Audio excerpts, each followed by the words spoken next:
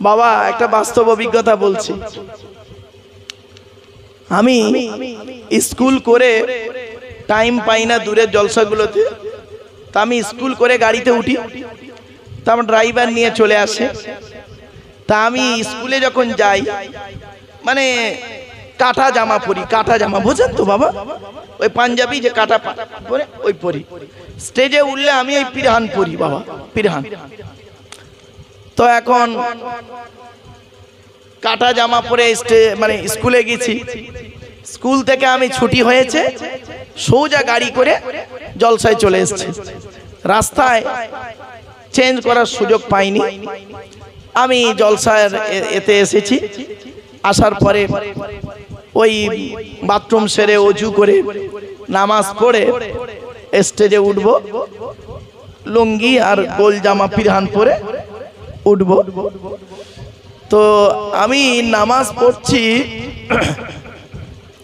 পড়া হয়ে বসে আছি, মানে তাসবিহ করছি, দেখি দু চারজন ব্যক্তি নিজেদের মধ্যে জোরে জোরেই আলোচনা করছে যে এমন একটা বক্তা নিয়েছো চেরা জামা পরে, ফাড়া জামা পরে জলসা করতে এসছে।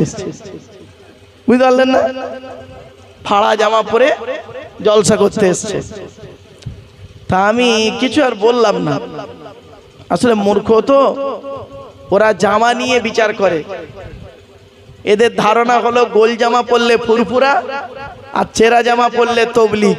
ছি ছি ছি ছি ছি ছি, কতটা জঘন্য নিকৃষ্ট মনোভাব। কোরআনে আল্লাহ পাক বলেছেন, ইয়া বানি আদমা কদ আনজালনা আলাইকুম লিবাসান ইউরি সাওয়াতিকুম ওয়া রিশা ওয়া লিবাসুত তাকওয়া যালিকা খায়র।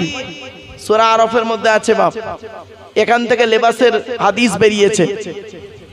ইয়া বানি আদমা খুযু যিনাতাকুম ইনদা কুল্লি মসজিদিন ওয়া কুলু ওয়াশরাবু ওয়া লা তুসরিফু। এই আয়াত থেকে লেবাসের হাদিস বেরিয়েছে বাবা। এজন্য খারাপ ধারণা করার আগে 100 বার ভাববেন। আল্লাহ পাক কোরআনে বলেছেন, ইয়া আইয়ুহাল্লাযীনা আমানু তানিবু কাসীরাম মিনাজ যন্নি ইন্না বা'দা যন্নি ইসমুন ওয়া লা তাজাসসু ওয়া লা ইয়াকতাব বা'দুকুম বা'দা আইয়ুহিব্বু আহাদুকুম আইয়াকুলা লাহমা আকিকি মাইতান ফাকারিতুম ওয়াত্তাকুল্লাহ ইন্নাল্লাহা তাওয়াবুর রহিম। 26 নম্বর পারা 16 নম্বর পৃষ্ঠার 1 নম্বর লাইন, সূরার নাম সূরা হুজুরাতের মধ্যে আল্লাহ বলছেন, হে ঈমানদার বান্দাগণ, লোকের পরনিন্দা পরচর্চা করা থেকে বেঁচে থাকো। অনেক ধারণা আছে গোনা। তোমাদের মধ্যে এমন কেউ আছো নাকি মরা ভাইয়ের গোশত খেতে ভালোবাসে? ভাবতে পেরেছেন? কোরআন বলছে ফাকারিতুমু, সুতরাং তোমার সেটাকে ঘৃণা করো। এজন্য আপনাদের বলি বাবা, হুট করে কাউকে কারো সম্পর্কে বাজে মন্তব্য করতে যাবেন না। তার সঙ্গে মিশবেন, সমস্যা হলে তাকে জিজ্ঞাসা করবেন। যদি তার প্রসঙ্গে কিছু কথা বলতে চান, কোরআনে আল্লাহ পাক বলেছেন, ইয়া আইয়ুহাল্লাযীনা আমানু ইন জাআকুম ফাসিকুম বিনাবাইন ফাতাবায়ানু আন তুসিবু কওমান বিজাহালা ফাতুসবিগু আলা মা ফাআলতুম নাদিমিন। আল্লাহ পাক বলছেন, হে ঈমানদার বান্দাগণ, তোমার কাছে যদি কোনো ফাসিক ব্যক্তি কারো সম্পর্কে কোনো মন্তব্য করে, তুমি সেটা যাচাই না করে বলতে যেও না। যদি যাচাই না করে বাজে বাজে কথা বলো, তাহলে তুমি নিজেই অপমানিত লাঞ্ছিত হয়ে বাড়ি ফিরবে। এজন্য বাবা, কারোর সম্পর্কে কথা বলতে গেলে ভালো করে যাচাই বাছাই করে তারপরে মন্তব্যটা করবে। চলো না কি যাই। নবীর 9টা চাচা, কটা কটা কটা? নবীর 9টা চাচা, 18টা খালা, 6টা ফুফু, 7টা ছেলে মেয়ে। এবার 9টা চাচার নাম কি একটু শুনে নিন। বড় চাচার নাম হলো হারেস, কি বললাম? হারেস, জুবায়ের, মুকাইয়িম, ফাইদা, জাইদা, আবু লাহাব, হামজা, আব্বাস, আবু তলেব। নবীর বাপ হলো আব্দুল্লাহ। মানে এইটাই যদি টেনে টেনে বলতাম, আপনারা সুবহানাল্লাহটা জোরে বলতেন। আর এত সুন্দর করে বুঝিয়ে বললাম, ওই 2-1 জন সুবহানাল্লাহ বলে উঠল। মানে আপনাদের মাথায় ঢোকানো আছে, বক্তারা এমন ঢুকিয়েছে, আপনাদের খেয়ে নিয়েছে ব্রেনটাকে, যে চিৎকার করার পরে সে ভুল বলুক আর ঠিক বলুক, চিৎকার করার টান দেওয়ার পরে সুবহানাল্লাহ বলবে, আর ভালো কথার পরেও সুবহানাল্লাহ বলা চলবে না। এত ভালো পরিচয় দিলাম, নবীর 9টা চাচার নাম বললাম। বড় চাচার নাম হারেস, জুবায়ের, মুকাইয়িব, ফাইদাক, জাইদাক, আবুল আহাব, হামজা, আব্বাস, আবু তালিব। নবীর বাপ হলো আব্দুল্লাহ। জোরে বলো। আচ্ছা, কই আবু জাহালের নাম তো এখানে নেই, আছে? তা আবু জাহাল নবীর চাচা নয় তো? তা বক্তারা ওয়াজ করে কেন আবু জাহাল নবীর চাচা? এখনই যদি বলি আপনারা তো ওটাই বলবেন, এলেমের অহংকার দেখাচ্ছে। তুমি ভুল বলবে, আর একজন যোগ্য আলেম যদি তোমার ভুলটা ধরিয়ে দেয়, তুমি তাকে বলবে অহংকারী। তা তোমার মতো মূর্খ তো পৃথিবীতে নেই। আবু জাহাল নবীর চাচা নয়। নবীর চাচা বলে বাজারে ওয়াজ করছে। এই জন্যই তো বলেছিলাম যে জলসা দেওয়ার আগে আলেমটাকে চেক করবেন। কেন বলেছিলাম জানো বাবা? বাস্তবটাই বলে যে আমারে ভুল বুঝো না। আপনারা এত বড় একটা প্যান্ডেল করেছেন, এত সুন্দর প্যান্ডেল, এটা কোন থানা ভাই? এই অশোকনগর থানায় কি প্যান্ডেলওয়ালা একটাই ছিল? আরে ভাই বলুন না। একাধিক প্যান্ডেলওয়ালার ভেতর থেকে একজনকে নির্বাচন করেছেন। এই অশোকনগর থানায় মাইকওয়ালা কি ও একাই ছিল? একাধিক মাইকওয়ালার ভেতর থেকে একজনকে নির্বাচন করেছেন। আপনারা যে তাবারুক করছেন রান্নি কুকার, তো এই অশোকনগর থানায় কি একজন রান্নি আছে? তাহলে একাধিক রান্নির ভিতর থেকে একজনকে নির্বাচন করতে পারলেন, একাধিক মাইকওয়ালার ভিতর থেকে একজনকে নির্বাচন করতে পারলেন, একাধিক প্যান্ডেলওয়ালার ভিতর থেকে একজনকে নির্বাচন করতে পারলেন। আর বক্তার বেলা হুজুর যা বলবে তাই। কেন তোমরা নির্বাচন করতে পারো না? এই জন্যই বলেছিলাম বাবা প্রথমেই স্টেজে উঠি যে আলেমের ওয়াজ শুনবে, যোগ্য যোগ্য আলেমের ওয়াজ শুনবে। এই ভণ্ডদের ওয়াজ শুনে ইমানটা নষ্ট করো না বাপ। বাস্তবটাই বলে যাচ্ছি আজকে, আমারে ভুল বুঝো না। যে এই কথা যদি বললে তোমাদের খারাপ লাগে, আমার কিছু করারও নেই, বলারও নেই। তুমি তোমার দায়িত্ব চলবে। কারণ কোরআনে আল্লাহ পাক বলেছেন, ইয়া আইয়ুহার রাসূল বাল্লিগ মা উনজিলা ইলাইকা মির রাব্বিক। নবী, তোমাকে যে কোরআন নাযিল করেছি ওটা জনগণকে পৌঁছে দাও। ওরা মানুক না মানুক আমি ওদের ব্যবস্থা করে নেব। তা আলেমরা হলো নায়েবে নবী। আলেমরা রসুল নয়, নবীও নয়, নায়েবে নবী। তা আলেমদের দায়িত্ব হলো কি? কোরআন আর হাদিসের বাণীটা পৌঁছে দেওয়া। মানা না মানা আপনাদের ব্যাপার। ওই মাঠে গিয়ে দেখা হবে যে মাঠে বাপ তার ছেলের কোনো উপকার করতে পারবে না, ছেলে তার বাপের কোনো উপকার করতে পারবে না, ওই মাঠেই দেখা হবে। বাস্তবটাই তুলে ধরলাম আপনাদের কাছে বাপ। চলুন। নবীর ছেলে মেয়ে হলো 7টা। কটা? 7টা। 3টে পুত্র সন্তান, 4টে কন্যা সন্তান। 3টে পুত্র সন্তানের নাম কি? বড় ছেলেটার নাম হলো কাসেম। কি বললাম? কাসেম। তারপরে ছেলেটার নাম হলো তাহের বা তৈয়েব। ছোট ছেলেটার নাম হলো ইব্রাহিম। এই হলো 3টে পুত্র সন্তান। নবীজির সবথেকে পুত্র সন্তান বেশি দিন বেঁচে ছিল যে সন্তান, সেই সন্তানটা কতদিন বেঁচে ছিল জানেন? 17 মাস 14 দিন। কত কত? মানে 1.5 বছরও নয়, 17 মাস 14 দিন। সব থেকে বেশি পুত্র সন্তান বেঁচে ছিল যে সময়। 4টে কন্যা সন্তানের নাম কি? বড় মেয়েটার নাম হলো জয়নাব, রুকাইয়া, উম্মে কুলসুম। ছোট মেয়েটার নাম ফাতেমা। এখন একটি প্রশ্ন করছি আপনাদের, মুহাম্মদ সাল্লাল্লাহু আলাইহি সাল্লাম তিনি তার কলিজার টুকরা ছোট কন্যাকে হযরত আলী রাদিয়াল্লাহু তাআলা আনহুকে জামাই করতে গেলেন কেন? হযরত আলী রাদিয়াল্লাহু তাআলা আনহু তো কোটিপতি ছিলেন না? ছিলেন নাকি? তাকে জামাই করতে গেলেন কেন? আরবে কি ছেলের খুব অভাব ছিল বুঝি? না। শুনে নিন, হযরত আলী রাদিয়াল্লাহু তাআলা আনহুর মধ্যে আল্লাহ পাক অনেক গুণ দান করেছিলেন।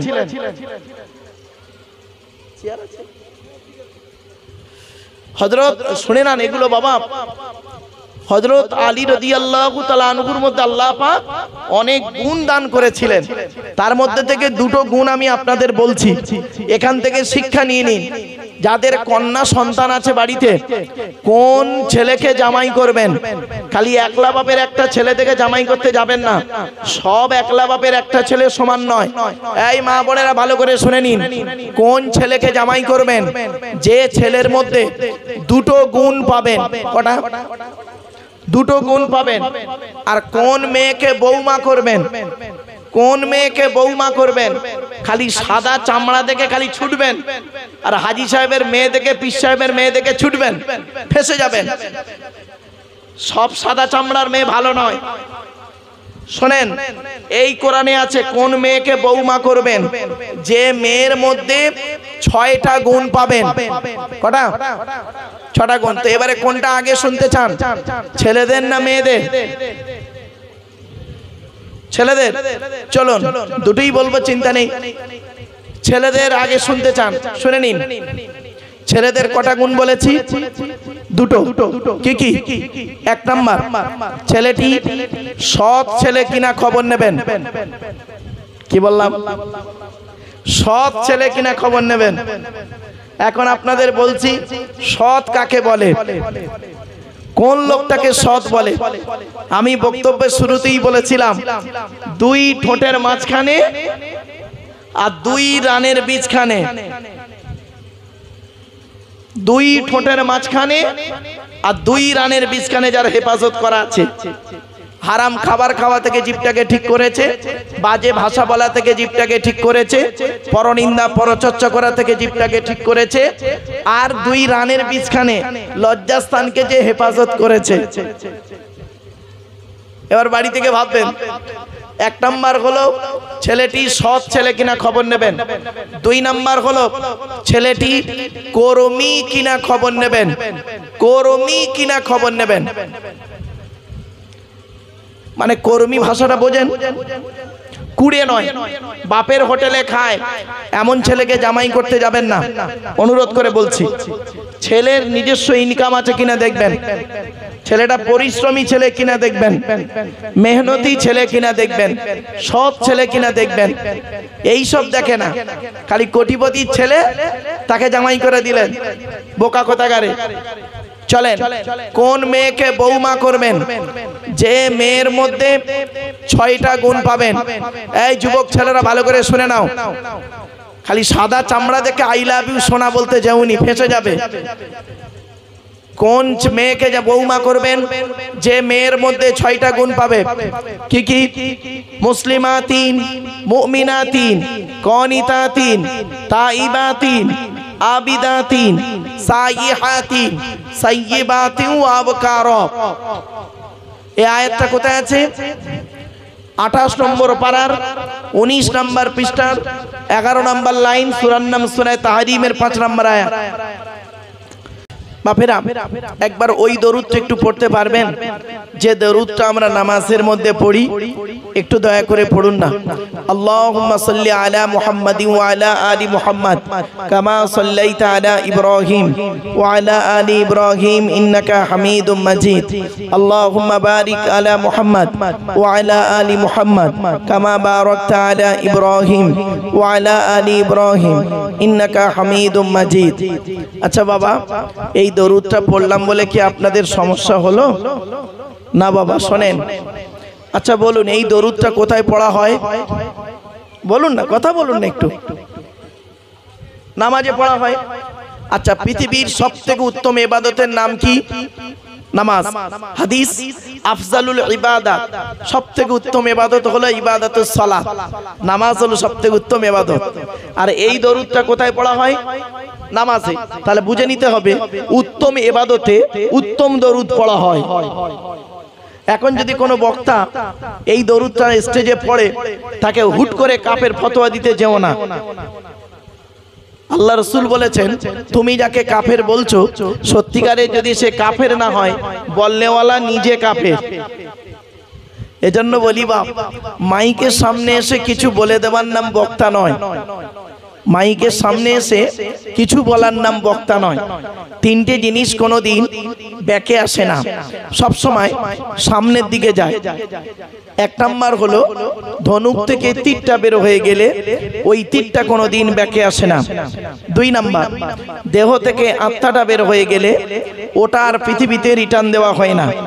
3 number, it is very very important, কি জবান থেকে কথা বের হয়ে গেলে ওটা আর কোনোদিন ব্যাকে আসে না। এজন্য কথা বলতে গেলে খুব সচেতনতার মধ্য দিয়ে কথা বলাটাই হচ্ছে একজন আলেমের পরিচয়। তো আমার বাপেরা, ওয়াজ করা খুব কঠিন জিনিস। চলো, নবী করিম সাল্লাল্লাহু আলাইহি সাল্লাম ওয়াজ করতেন। নবী করিম সাল্লাল্লাহু আলাইহি সাল্লাম কবে ওয়াজ করতেন শুনে নিন। বৃহস্পতিবার দিনগত রাতে। কবে কবে মনে রাখবেন হাদিসগুলো। হাদিসটা কোথায় আছে? বুখারীতেও পাবেন, মিশকাতেও পাবেন। হাদিসের রাবীর নাম কি? আব্দুল্লাহ ইবনে মাসউদ রাদিয়াল্লাহু তাআলা আনহু। আল্লাহ রাসূল ওয়াজ করতেন কবে? বৃহস্পতিবার দিনগত রাতে ইশার নামাজের পরে সাহাবীদেরকে নিয়ে ওয়াজ করে শোনাতেন। নবীজির ওয়াজ কেমন ছিল? টু দি পয়েন্টের উপরে নবীজির ওয়াজ ছিল। নবীজি বুঝিয়ে বুঝিয়ে ওয়াজ করতেন। আর আমাদের ওয়াজটা কি? শ্রোতা বুঝুক বা না বুঝুক, আমি কিছু বলে দিতে পারলেই বাঁচি না। আপনি এখানে বসেছেন কেন? বক্তব্যটাকে বুঝে নিন। ধর্মটা কি সেটাকে আপনাকে জানতে হবে। কোরআনটা কি কিতাব, মুহাম্মদ সাল্লাল্লাহু আলাইহি ওয়াসাল্লামটা কে, তার সম্পর্কে আপনাকে জানতে হবে। জেনে এবং আপনাকে বাস্তবায়ন করতে হবে। যখনই আপনি জানতে পারবেন 100%, তখনই জানবেন কিছু শিখতে পেরেছি। আর একটা উদাহরণ দিচ্ছি আপনাদেরকে। আপনারা যেখানে জলসা শুনতে যাবেন, দয়া করে আপনাদের বলছি, একটা জিনিসের উত্তর খুঁজে বের করবেন। কটা? একটা জিনিসের উত্তর ওই প্যান্ডেল থেকেই বের করবেন। যদি উত্তরটা প্যান্ডেলে পেয়ে যান, তাহলে জানবেন আপনার জলসা শুনতে আসাটা সার্থক। আর যদি উত্তরটা না পান, তাহলে জানবেন ঘোড়ার ডিম আমার বসাটাই বেকার হয়ে গেছে। কি উত্তরটা কি শুনে নিন। কেন? কি বললাম? জোরে বলুন একটু।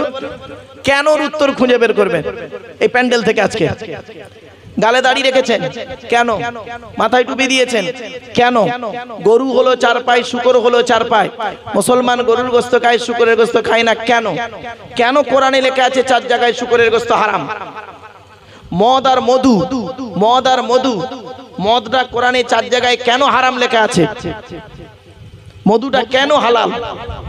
আপনি পেশাব ফিরলেন এক জায়গা থেকে, পায়খানা ফিরলেন আর এক জায়গা থেকে, ওই জায়গাটায় 3 বার ধুয়ে নিলে তো হয়ে যেত।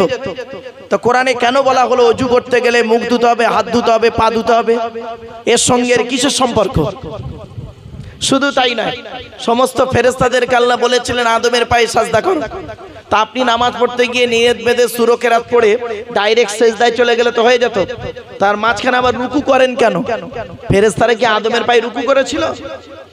আল্লাহ কেন বললেন রুকুর কথাটা? কেন বললেন রুকুটা কেন করেন? দেখেছেন, এরকম একাধিক প্রশ্ন বেরোবে। কিছু শেখার জন্য জলসা দেন, টাইম পাস করার জন্য জলসা মানে এই নয় টেনে টেনে কিছু বলে গেল, কিছু বুঝতে পারলো না শ্রোতা, এর নাম জলসা নয় বাপ। চলেন টু দি পয়েন্টের উপরে বুঝে নিন। এখন আমি আপনাদেরকে দরুদ শরীফ পড়ালাম। 2 রকম দরুদ শরীফ পড়লেন, তাই তো নাকি? এক রকম পড়ালাম কি আল্লাহুম্মা সাল্লি আলা সাইয়্যিদিনা মাওলানা মুহাম্মদ ওয়া আলা আলি সাইয়্যিদিনা মাওলানা মুহাম্মদ। আর এক রকম আপনাদের পড়তে বললাম আল্লাহুম্মা সাল্লি আলা মুহাম্মাদিন ওয়া আলা আলি মুহাম্মদ কামা সাল্লাইতা আলা ইব্রাহিম ওয়া আলা আলি ইব্রাহিম ইন্নাকা হামিদুম মাজিদ। আল্লাহুম্মা বারিক আলা মুহাম্মদ ওয়া আলা আলি মুহাম্মদ কামা বারাকতা আলা ইব্রাহিম ওয়া আলা আলি ইব্রাহিম ইন্নাকা হামিদুম মাজিদ। তাই তো? দরুদ শরীফ পড়লেন কেন? এই কোরআনে লেখা আছে পড়তে হবে নবীর উপরে দরুদ। দলিলটা বলে দিচ্ছি। 22 নম্বর পারার 5 নম্বর পৃষ্ঠা 6 নম্বর লাইন, সূরার নাম সূরা আহজাব, আয়াত নম্বর 56। আল্লাহ নিজেই বলছেন ইয়া আইয়ুহাল্লাযীনা আমানু, হে ঈমানদার বান্দাগণ, সাল্লু আলাইহি, তোমরা নবী মুহাম্মদের উপরে দরুদ পেশ করো, ওয়া সাল্লিমু তাসলিমা, এবং নবীর প্রতি আন্তরিকতার সঙ্গে সালাম প্রেরণ করো। এই আয়াতটা হলো আয়াতে মুতলাক, সেন্টেন্স বা জুমলাটা হলো মফউলে মুতলাক, বাবে তাফঈলের মাজদার। বাপেরা শুনে রেখে দিন। তো আল্লাহ পাক বললেন নবীর উপরে দরুদ পড়তে, তাই নবীর উপরে দরুদ পড়লাম। এবারে অনেক রকম দরুদ আছে, আপনাদের যত রকমের দরুদ জানা আছে তত রকম পড়বেন, দরুদ নিয়ে আর মারামারি করবেন না। এবার আসছি নবী করিম সাল্লাল্লাহু আলাইহি সাল্লাম তিনি কি বলছেন দেখি, দরুদ পড়লে লাভ হবে না লস হবে? লাভ তো হবেই হবে, লস কোনোদিন হবে না। আল্লাহ রাসূল বলছেন, মাতানটা বলছে হাদিসে, মান সাল্লা আলাইহি ওয়াহিদাতান সাল্লাল্লাহু আলাইহি আশারা, যে ব্যক্তি আমার উপরে একবার দরুদ শরীফ পড়বে আল্লাহ রাব্বুল আলামিন তার আমলনামায় 10টা নেকি লিখে দেবে। আর একটা হাদিস, মান সাল্লা আলাইহি আশারান ফি আউয়ালিন নাহারি ওয়া আশারান ফি আখিরিন নাহারি নালাতহু শাফাআতি ইয়াউমাল কিয়ামা। আল্লাহর নবী বলেন, যে ব্যক্তি দিনের শুরুতে আমার উপরে 10 বার দরুদ শরীফ পড়বে, দিনের শেষে আমার উপরে 10 বার দরুদ শরীফ পড়বে, ওই ব্যক্তির শাফাআত সুপারিশ কিয়ামতের মাঠে আল্লাহ আমার সঙ্গে খুবই নিকটবর্তী করে দেবে।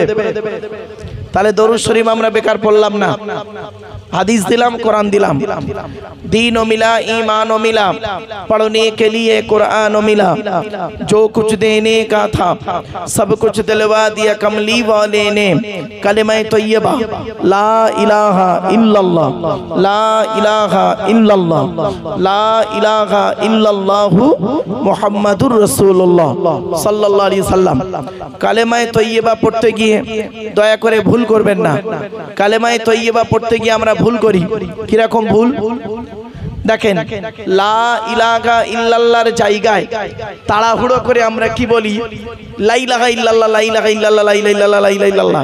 খবরদার নয়, লা ইলাহা ইল্লাল্লাহ মানে হচ্ছে আল্লাহ ছাড়া কোনো মাবুদ নেই, আর লা ইলাহা ইল্লাল্লাহ মানে হলো অবশ্যই আল্লাহ ছাড়া মাবুদ আছে। নাউজুবিল্লাহ বলো। এই ভুলটা সংশোধন করে নিন। তাড়াহুড়ো করে ভুল করার থেকে দেরিতে ঠিক করা ভালো, ঠিক না বেঠিক? তাড়াহুড়ো করে ভুল করার থেকে দেরিতে ঠিক করাটাই ভালো। সেই জন্য সংশোধনটা এখানেই করে নিন। আম মানুষদের বলছি, কালেমা তৈয়বা পড়লেন কেন? আল্লাহ পাক কোরআনে বলেছেন, আল্লাযীনা আমানু ওয়া তাতমাইন্নু কুলুবুহুম বিযিকরিল্লাহ আলা বিযিকরিল্লাহি তাতমাইন্নুল কুলুব। 13 নম্বর পারার 12 নম্বর পৃষ্ঠার একেবারে 3-4 নম্বর লাইন, সূরার নাম সূরা রদের 28 নম্বর আয়াত। আল্লাহ বলছেন, যারা ঈমান এনেছে, ভালো ভালো কাজগুলো করেছে, আল্লাহর জিকিরের মাধ্যমে অন্তরটাকে পরিষ্কার করেছে, জেনে রাখো আলা বিযিকরিল্লাহি তাতমাইন্নুল কুলুব, জেনে রাখো একমাত্র আল্লাহর জিকিরই মানুষের অন্তরকে পরিষ্কার করে দেয়। পেছনে একটা হাদিস, আল্লাহর নবী বলছেন, লিকুল্লি শাইইন সাকালাতুন ওয়া সাকালাতুল কুলুবি যিকরিল্লাহ।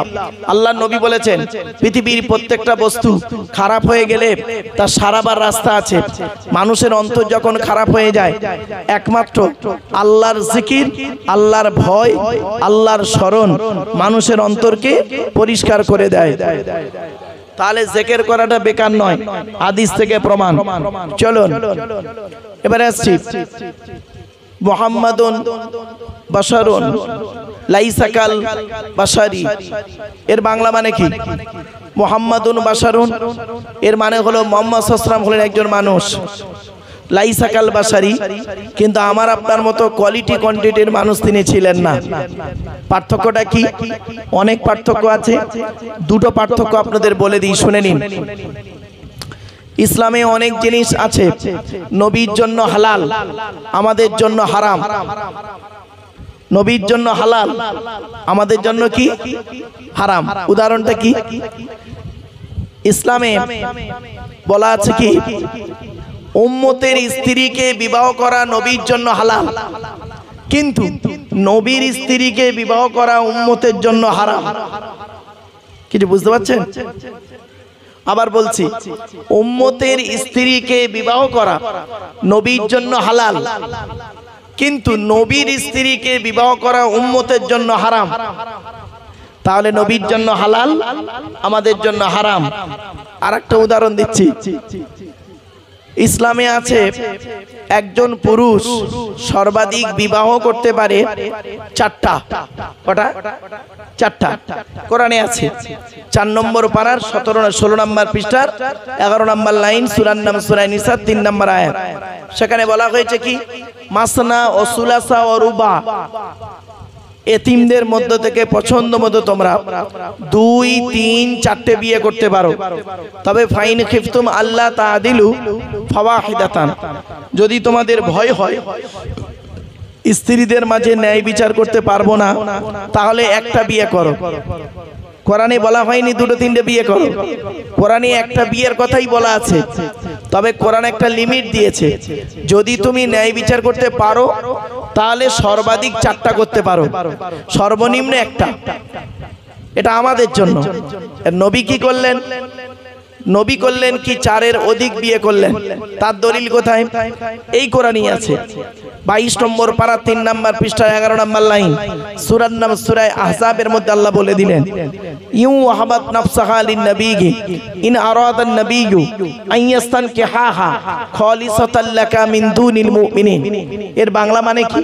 আল্লাহ বলছেন, নবী তোমার কাছে যদি কোনো মহিলা এসে নিজেকে হেবা করে, উৎসর্গ করে, তুমি তাকে দাসীর মর্যাদায় না রেখে স্ত্রীর মর্যাদায় রাখবে।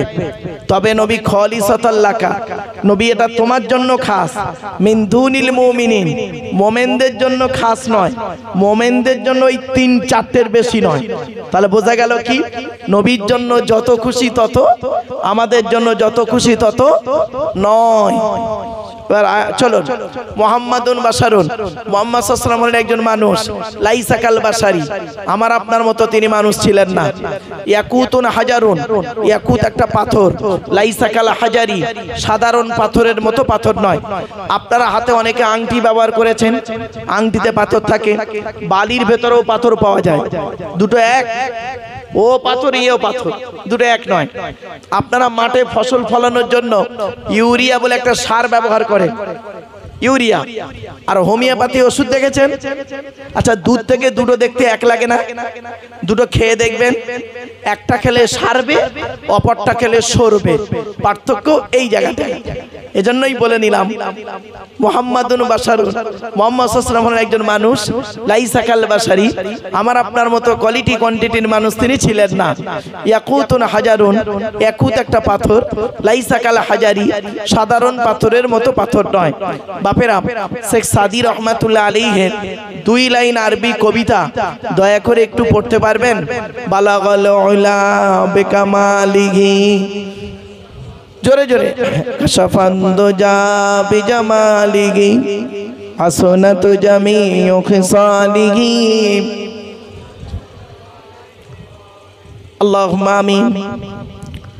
ربنا ظلمنا أنفسنا وإن لم تغفر لنا وترحمنا لنكونن من الخاسرين ربي زدنا علما ربي ارحمهما كما ربياني صغيرا রব্বুল আলামিন সন্ধ্যা থেকে নিয়ে এখন পর্যন্ত বহু আলেম উলামা ওয়াজ নসিহত করেছেন।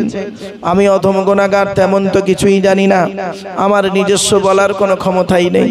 সুবহানাকা লা ইলমা লানা ইল্লা মা আল্লামতানা ইন্নাকা আনতাল আলিমুল হাকিম।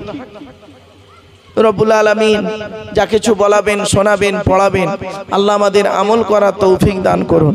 খাস করে মাবুদ, দূর দূরান্ত থেকে যে সমস্ত বাবাজিরা, যুবক ভাইরা, স্নেহের কচি কচি বাচ্চারা, মা বোনেরা রাতের আরামকে হারাম করে দিয়ে, মূল্যবান সময়কে ব্যর্থ দিয়ে, আরামের বিছানাকে ত্যাগ করে দিয়ে পবিত্র কোরআনুল কারীমের মাহফিল শোনার জন্য চাতক পাখির ন্যায় ছুটে এসেছেন, আসছেন এবং আসবেন।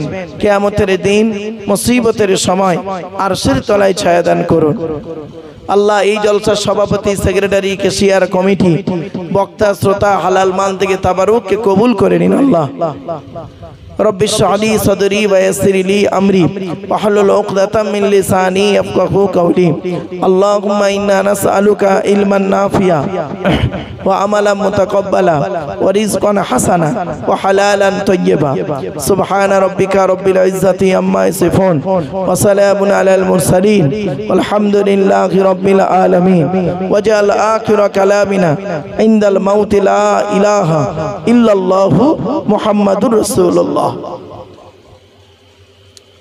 সদরে জলসা মুআজ্জাজ মুকাররম সুধী সম্মানিত শ্রোতা মণ্ডলী, বয়োজ্যেষ্ঠ সমবয়স্ক দিন দরদি ইসলাম দরদি মুমিন মুত্তাকি মুসলমান সালেহ নেককার আল্লাহওয়ালা বাবাজিরা, আমার যুবক ভাইরা, স্নেহের কচি কচি বাচ্চারা, পর্দার অন্তরালে পর্দার সিনা ধার্মিকা স্নেহময়ী মমতাময়ী আমার মা ও বোনেরা, তারও সাথে জানাই আমার আওয়াজ শ্রবণকারী মুসলিম ও মুসলিম সমস্ত জাতির মানুষেরা, মহান আল্লাহ পাকের দরবারে শুকরিয়া আদায় করি যে রব্বুল আলামিন আমাকে আপনাকে বসিয়েছেন সেই ঈশার নামাজের পর থেকে নিয়ে কিছুক্ষণ কোরআন হাদিস ইজমা কিয়াসের কিছু কথা শোনার, বোঝার, আমল করার উদ্দেশ্য নিয়ে সেই পরওয়ারদিগার বেনিয়াজের দরবারে প্রাণ খুলে ভক্তি ভরে উচ্চ আওয়াজে একবার শুকরিয়া আদায় করি, বলুন আলহামদুলিল্লাহ।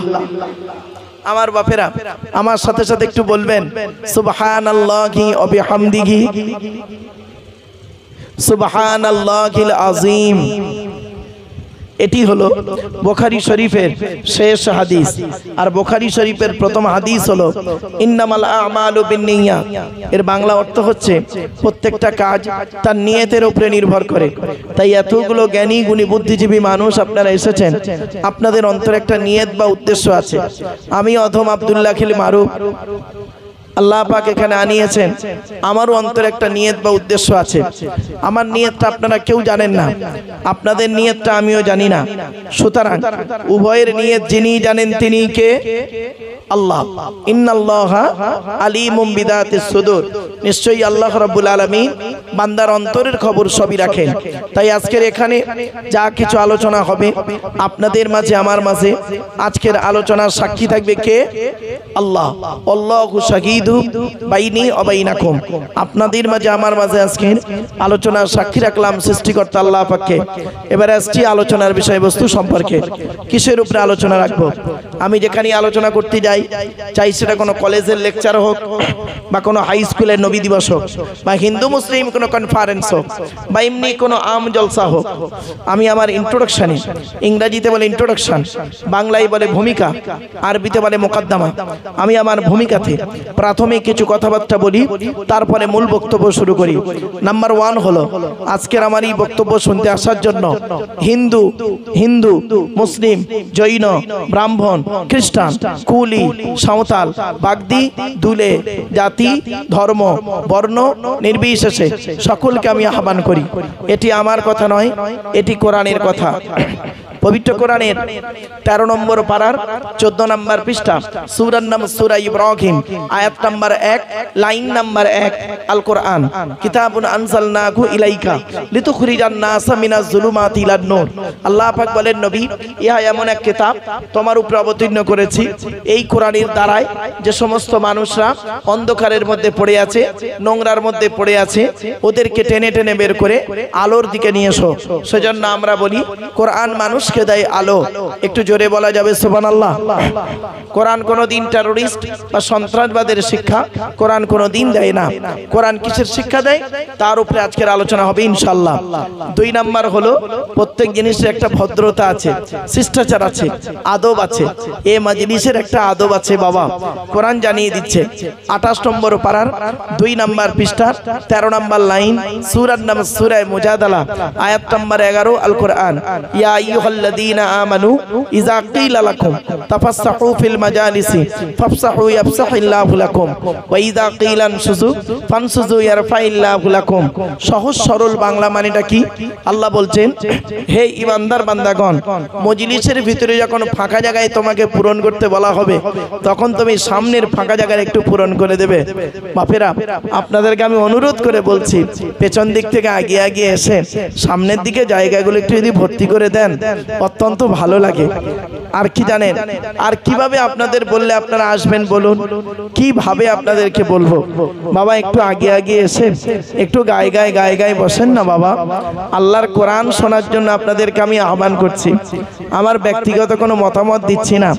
আল্লাহর কোরআনে আল্লাহ বলেছেন গায়ে গায়ে বসতে, কোরআনে আছে, হাদিসে আছে। বাবা, একটু দয়া করে গায়ে গায়ে বসেন। এবারে আসছি আজকে আমার আলোচনার বিষয়বস্তু কি। আজ আমি আপনাদের এখানে এসেছি একটা শিক্ষা প্রতিষ্ঠানের কাছে। তো আজকে আমার আলোচনার বিষয়বস্তু থাকবে মাত্র 5টা বিষয়ের উপরে। কটা? আমার সঙ্গে কথা বলতে হবে এবার। কটা? 5টা বিষয়। কি কি? 1 নাম্বার, যার দেওয়া পৃথিবীতে বাস করি, যার দেওয়া সূর্যের কিরণ গায়ে লাগাই, যার দেওয়া চাঁদের প্রতিফলিত রশ্মি রাতে ব্যবহার করি, যার দেওয়া আকাশের পানি পান করি, যার দেওয়া জমিনে তলা থেকে পানি তুলে পান করি, যার দেওয়া জমিনে ঘর বেঁধে থাকি, চাষ করে খাই, যার দেওয়া অক্সিজেন ফ্রি ফ্রি নেই, কার্বন ডাইঅক্সাইড ছেড়ে দিই, এ সমস্ত অবদান কার? আল্লাহ। তাই জীবনের সব ক্ষেত্রে জন্ম থেকে মৃত্যু পর্যন্ত মাথা নত করব, সাজদা দেব, ভিক্ষা চাইব একমাত্র শুধুমাত্র কার কাছে? এটা যত তাড়াতাড়ি বুঝতে পারবেন তত তাড়াতাড়ি আমার বক্তব্য আপনাদের বোধগম্য হবে। It is my concept. তাই আপনাদের কাছে আমি অনুরোধ করছি, আজকে আমার আলোচনার বিষয়বস্তু হবে, সর্বপ্রথম আমি আল্লাহ সম্পর্কে আপনাদের কাছে আলোচনা রাখবো ইনশাআল্লাহ। 2 নাম্বার হলো আল্লাহর পরে স্থান হলো নবীদের সম্পর্কে আপনাদের কাছে পয়েন্ট করে আলোচনা রাখবো। 3 নাম্বার হলো আমাদের সম্পর্কে আলোচনা রাখবো।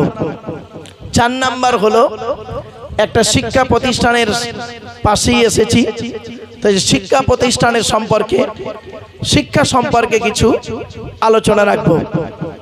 5 নাম্বার হলো সামাজিক সম্পর্কে কিছু কথাবার্তা। হলি কোরআন ভার্সেস মডার্ন সায়েন্স, আধুনিক বিজ্ঞানের সঙ্গে কোরআনের সম্পর্ক, বিভিন্ন দিক নিয়ে তুলে ধরব। ধৈর্যের পরিচয় একটু দেবেন। তবে আপনাদের কাছে রিকোয়েস্ট রইল, আপনারা ধীরে স্থির ভাবে শোনার বোঝার চেষ্টা করবেন। আমার যে কথাটি আপনারা বুঝতে পারবেন না, দয়া করে আমাকে বলবেন। I shall try my best. আমি চেষ্টা করব আমার ভালোটা আপনাদের কাছে তুলে ধরতে। চলুন, সর্বপ্রথম আলোচনা হবে আমাদের সৃষ্টিকর্তার নাম কি? জোরে বলুন। আল্লাহ। আল্লাহর পরিচয় কটা? এই কোরআনে যতদিন বাঁচবেন এগুলো মনে রাখবেন। টোটাল কোরআনে আছে আল্লাহর পরিচয় 4টে। কি কি? আল্লাহ নিজেই বলছেন, নবী তুমি বলো, হু আল্লাহু আহাদ, সে আল্লাহ হলেন একক। 2 নাম্বার, আল্লাহুস সামাদ, আল্লাহ হলেন অমুখপেক্ষী। আল্লাহ কারোর মুখপেক্ষী নয়, সারা পৃথিবী তার মুখপেক্ষী।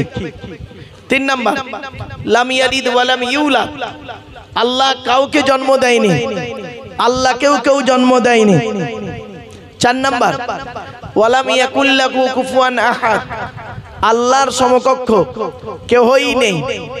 এই হলো আল্লাহর 4টে পরিচয় টোটাল কোরআনে। আচ্ছা, এই সূরাটা আমাদের আপনাদের অনেকের মুখস্থ নেই, তা আবার পড়লাম কেন? 4টে কারণ বলেছিলাম, কেনর উত্তর খুঁজে বের করবেন। 4টে কারণ। 1 নাম্বার, এই সূরাটি যে আল্লাহর পরিচয় সেটা বলে দিলাম। 2 নাম্বার, এই সূরাটি বাংলা অর্থ করে আপনাদের বলে দিলাম। 3 নাম্বার, এই সূরাটির ভিতরে 4টে ধর্ম বেরিয়েছে, মুশরিক, ইহুদি, নাসারা আর ইসলাম। 4টে ধর্মের ইঙ্গিত দেওয়া আছে। 4 নাম্বার, এই সূরাটি পড়লে লাভ কি? আল্লাহর নবী বলেছেন, কোন ব্যক্তি যদি 3 বার যদি সূরা ইখলাস পাঠ করে, কুল হুয়াল্লাহ সূরা পাঠ করে, ওই ব্যক্তির আমলনামায় 1 খতম কোরআন শরীফ পড়ার সওয়াব আল্লাহ লিখে দেবে। তাহলে এতগুলো গুরুত্ব। চলো, এরপরে আল্লাহ বলছেন, বান্দা আমি তোদের সৃষ্টি করেছি। কিভাবে সৃষ্টি করেছি কোরআন বলে দিচ্ছে, ওয়ালাকাদ খলাকনাল ইনসানা মিন সুলালাতিন মিন তিন সুম্মা জাআলনাহু নুতফাতান ফি করারিম মাকিন সুম্মা খলাকনান নুতফাতা আলাকাতান ফাখলাকনাল আলাকাতা মুদগাতান ফাখলাকনাল মুদগাতা ইযামান ফাকাসাউনাল ইযামা লাহমা সুম্মা আনশানাহু খালকান আখর। আল্লাহ রাব্বুল আলামিন বলছেন, এই আয়াতটি কোথায় আছে? কোরআনের 18 নম্বর পারার একেবারে প্রথম নাম্বার পৃষ্ঠা, সূরার নাম সূরা মুমিনুনের 12 নম্বর আয়াত। আল্লাহ বলছেন, মাটির নির্যাস থেকে তোদের তৈরি করেছি, বাপ আর মায়ের মিলনের মাধ্যমে ওই পানিটাকে আমি আল্লাহ তোর মায়ের পেটের ডাইসে সুন্দর করে রেখে দিয়েছি। আর কি করেছি? সুম্মা খলাকনা নুতফাতা আলাকাতান, ওই পানিটা 40 দিন পরে রক্তপিণ্ড করেছি, তার 40 দিন পরে মাংসপিণ্ড করেছি, তার 40 দিন পরে হাড় তৈরি করেছি, হাড়ে আর মাংসে সুন্দর করে লাগিয়ে দিয়েছি। আমি আল্লাহ তোর মায়ের পেটের ভিতরে সুন্দর একটা আকৃতি দান করেছি। এখন মায়ের পেটে এসে গেলাম। এরপরে আল্লাহ বলছেন, তো দেহের মধ্যে আমি 4টে গুরুত্বপূর্ণ অর্গান দিয়েছি। কটা? আমাদের দেহের মধ্যে 4টে গুরুত্বপূর্ণ অর্গান আছে। আজকের বাড়িতে গিয়ে আপনার শরীরটাকে সঠিকভাবে রাখার জন্য এই 4টে জিনিসকে যত্ন নেবেন। 1 নাম্বার হলো কি জানেন? 1 নাম্বার হলো ব্রেন। ব্রেনটাকে ঠিক রাখবেন, অযথা চিন্তা টেনশন করে স্ট্রোক করে মরবেন না। 1 নাম্বার ব্রেনটাকে ঠিক রাখুন। 2 নাম্বার হলো হার্ট, 3 নাম্বার হলো লিভার, 4 নাম্বার হলো কিডনি। এই 4টে ঠিক রাখবেন।